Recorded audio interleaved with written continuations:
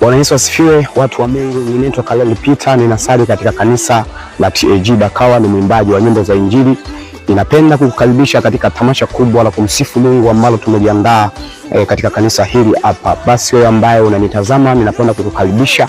Karibu sana mtu wa Mungu, siku ile ya Jumapili tarehe 16 mwezi huu wa 8, majira kuanzia saa 8 alasiri hadi saa 12. Maminista wengi na waimbaji wengi watakuwepo katika kumsifu Mungu.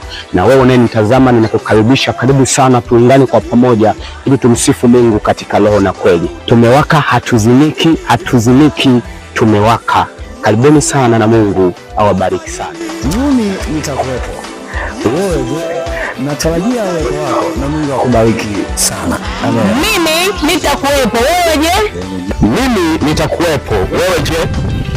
Na mimi pia nitakuwepo. Wewe je?